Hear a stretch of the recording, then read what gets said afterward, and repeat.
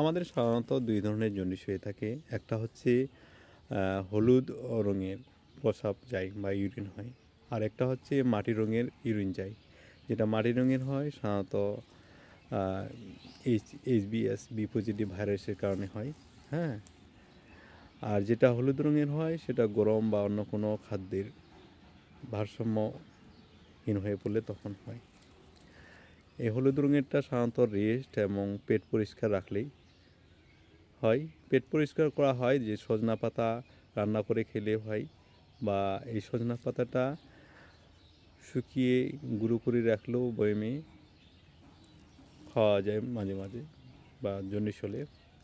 আবার এই সজনা পাতাটা গুঁড়ো আকারে বাজারেও পাওয়া যায় কিনতে। আবার সজনা বা মরিঙ্গা মৌসুম থাকে, এই মৌসুমে সজনা বা মরিঙ্গা খেলেও জন্ডিস কিওর হয়। আবার যখন এইচবিএস হেপাটাইটিস ভাইরাস বি পজিটিভের কারণে যে জন্ডিসটা হয় সেটা ইউরিন মাটি রঙের হয়, সেটা কিন্তু মারাত্মক।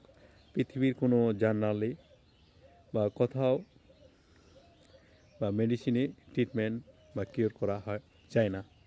সেটা আমরা কি করব, যে এই সজনা পাতা রান্না করে খাবো বা সজনা খাবো, মরিঙ্গা খাবো।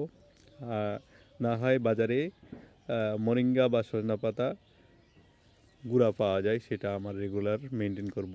সাধারণত ভাইরাসটা কিওর করার জন্য কোনো মেডিসিন নাই। সাধারণত শরীরে জ্বর আসে, এই জ্বর শুধু প্যারাসিটামল খেয়ে দেওয়ানো যায়, কিন্তু সেটা কিওর করার জন্য না। আপনারা ভক্কর চক্কর বিভিন্ন ওষুধ বিভিন্ন ডাক্তারের কাছে বা কবিরাজের কাছে যাবেন, সেগুলো অযথা। আপনারা এই সজনা পাতা সজনা খাবেন, এবং তার পাশাপাশি ওই ভাইরাসটা দমানোর জন্য একটা উপায় আছে, যে আমরা তিতা জাতীয় খাবার যেমন চিরতা, নিমের পাতার রস, এগুলা খালে ভাইরাসটা যেমন দমে যায় বা ভাইরাসটা আর উদ্গ্রীব হতে পারে না। আস্তে আস্তে আপনার